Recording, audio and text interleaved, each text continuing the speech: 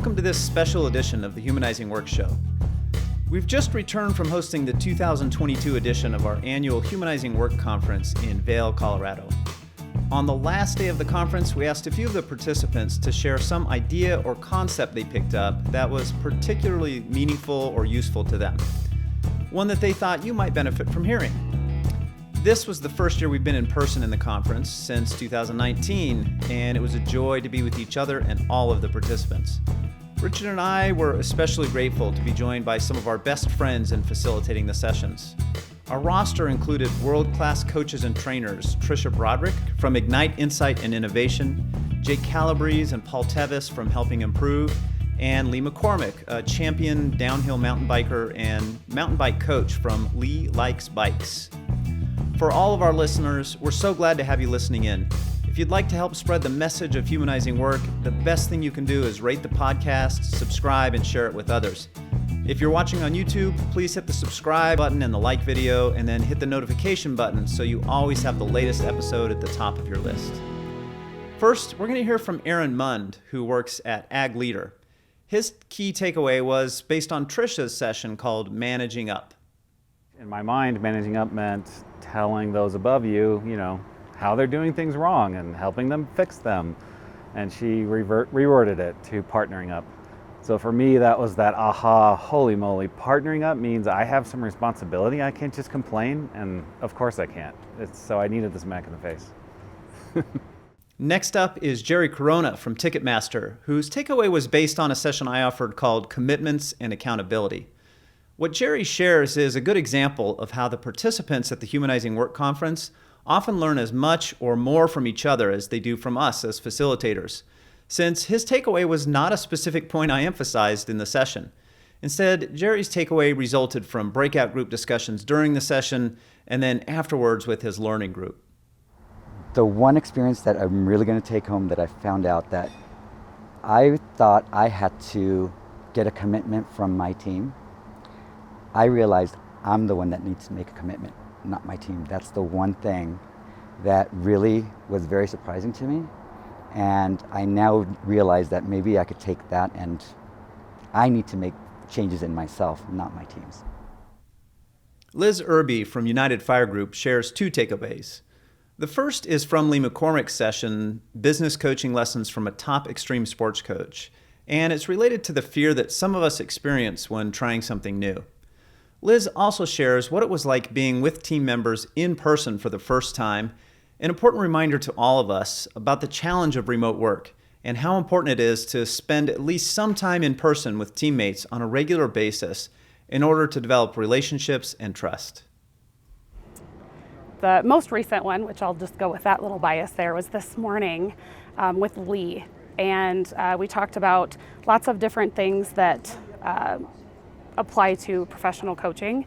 And the number one thing he said was, believe that you won't die, right? Like when you're going to try something new. I think that's really big because I think there are a lot of people that struggle with that. And that was such a simple way to articulate what I can see in other people who are afraid to try something new. And it was more of a simpler way for me to dig into what it is that maybe somebody else might be struggling to do. And then I just got a couple of tools to help with conversations that I tend to need to have at work, that I often struggle to talk about, but I kind of left with some really nice structures. And then the biggest one is I got to watch people that I work with learn. That was huge to me. Like, it wasn't so much that like this big moment, so much as it was, I got to see them feel emotion. I got to see them self-reflect, and I got to see them react to that and ask questions. So getting to see them learn was insightful. I learned more about how they learn and what they enjoy and what they look like when they are happy and what they look like when they are thinking and what they look like when they're trying to solve a problem. In this remote world, I've never worked physically in this space with these people in over 2 years. And I feel like not to separate the content from any learning, but like I got so much from just being here with them that I would not be able to get just working with them at home.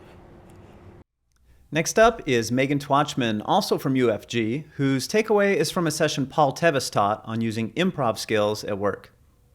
Yeah, so I actually had a personal aha moment. I am deathly afraid of being on stage, of improv, of anything that's not rehearsed or scheduled. I had a person at the conference come up to me, I didn't know him, and he encouraged me to attend this improv session. And the aha moment was, one, I can do it, and two, I can use it as a Scrum Master. And that was just a huge aha moment. Next, we have Ryan Witt, who works with Aaron at Ag Leader. Ryan shares the aha moment he experienced at Trisha's session on being a courageous leader. One of the things we learned was one of Trisha's classes, so it was being a courageous leader. And that's something that I've always thought I've done well. But there's also times when I chicken out. And she gave us several new little tools and ways to think through it that I'm very confident will help immensely the next time things come around. Next up is Michaela Humphrey from United Fire Group, whose takeaway is really about the value of seeking out ongoing learning experiences and then being open to learn from whatever those experiences have to offer.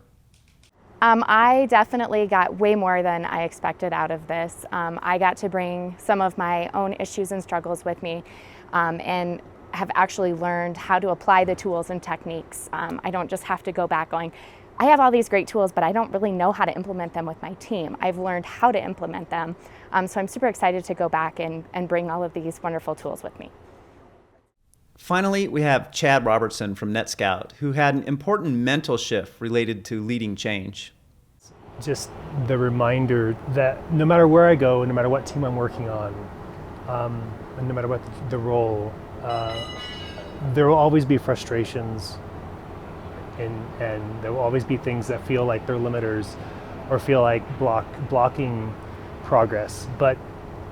And all of that is subject to change, but it changes very slow. And so I think what I realized again, and it's like, you learn a lesson until you finally learn it, and it gets repeated until you learn it, I think is the thing, is